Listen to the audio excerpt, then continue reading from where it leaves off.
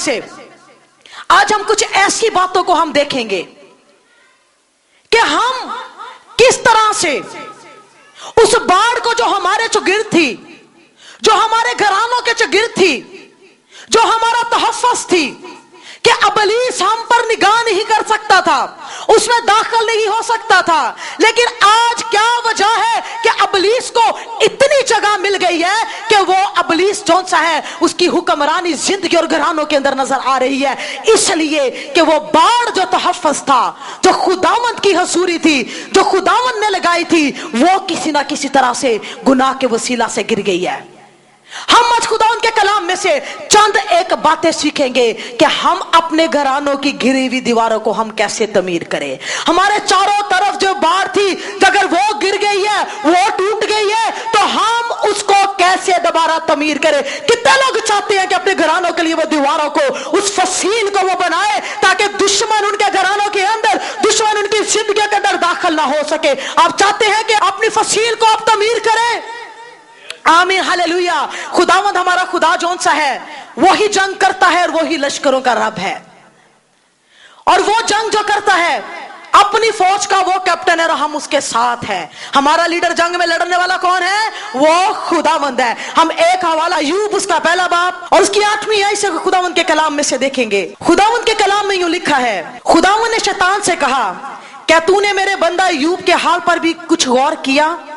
क्योंकि जमीन पर उसकी तरह कामिल और रास्तबाज आदमी जो खुदा से डरता और बदी से दूर रहता है कोई नहीं। शैतान ने खुदावंद को जवाब दिया, क्या अय्यूब यूं ही खुदा से डरता है? क्या तूने उसके और उसके घर के गिर्द और जो कुछ उसका है उस सब के गिर्द चारों तरफ बाढ़ नहीं बनाई? आमीन। इब्लीस जानता है इस जगह पर कि अगर अय्यूब कामल है, रास्तबाज है, खुदा से डरता है, खुदा को वो पसंद आया है, तो उसकी वजह यह है कि मैं अय्यूब तक नहीं पहुंच रहा, कि किसी तरह से जाकर मैं उसकी रास्तबाजी को खराब करूं, किसी तरह से मैं जाकर अय्यूब को उसके मकाम से हटाऊं। वो जब भी अय्यूब की तरफ बढ़ता है उसको खुदावंद की लगाई हुई बाढ़ नजर आती है, लेकिन वो चाहता है काश ये बाढ़ एक दफा हट जाए, अय्यूब कभी गुनाह करे और मैं फिर उसकी जिंदगी में एक रास्ते से दाखिल होकर उसकी सारी दीवार को मैं गिरा दूं जो उसका तहफ़्फ़ुज़ है। कलाम के इस हिस्से से हमें यह पता चलता है कि खुदावंद अपने लोगों को घेरे रखता है।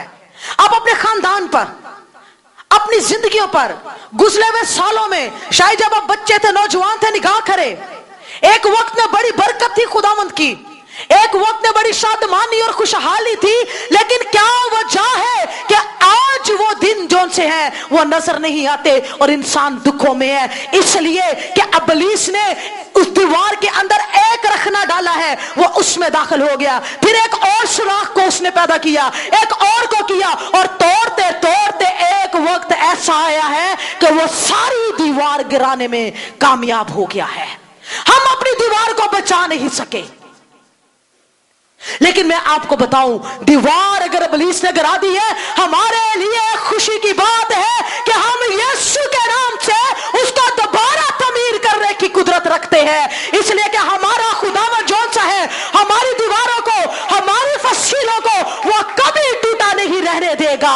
अगर इब्लीस ने उसको तोड़ दिया है, लेकिन मैं आपको बताऊं, हमारे मायूस होने की जरूरत नहीं है। हम आज अपने दिल के अंदर, अपनी जिंदगी के अंदर इस ऐत को ले, खुदावंद ने अपने लिए, अपने घराने के लिए, अपने खानदान के लिए, अपने बच्चों के लिए जो दीवार इब्लीस ने गिरा दी थी और हर तरह की हलाकत को लेकर आया है, मैं उसे तमीर करूंगा और मैं उसे तमीर करूंगी। खुदावंद आज ऐसे लोगों की तलाश में है जो खुद को, दीवार को दोबारा तमीर करने के लिए मुहैया करते हैं। एक बड़ी खूबसूरत मिसाल है जिसके वसीला से हम कलाम में से चंद बातों को सीखेंगे। खुदावंद के बंदा नेहमिया के ताल्लुक से खुदावंद ने नेहमिया को यरूशलेम की दीवार जो थी उसको बनाने के लिए उसने इस्तेमाल किया है। मेरे साथ निकाले खुदावंद के कलाम मुकद्दस में से नेहमिया की किताब, ये पुराने अहदनामा में सफा नंबर 472 पर है। नेहमिया की किताब उसके पहले बाब में से 3री आयत से हम पढ़ेंगे। उन्होंने मुझसे कहा कि वो बाकी लोग जो सीरी से छूटकर उस सूबा में रहते हैं नहायत मुसीबत और जिल्लत में पड़े हैं, और यरूशलेम की फसील टूटी हुई और उसके फाटक आग से जले हुए हैं। जब मैंने ये बातें सुनी तो बैठकर रोने लगा और कई दिनों तक मातम करता रहा और रोजा रखा और आसमान के खुदा के हजूर दुआ की। आमीन। सुलेमान बादशाह के वक्त में जब सुलेमान बादशाह ने बड़ा गुनाह किया, गैर अक़वाम की औरतों से शादियां की और फिर बुतों की प्रस्तिश बनी इसराइल में होना शुरू हो गई, तो खुदावन ने वहां पर अपना मुंह जो है उस कौम से फेर लिया। बनी इसराइल कौम जो से दो हिस्सों में तकसीम हो गई।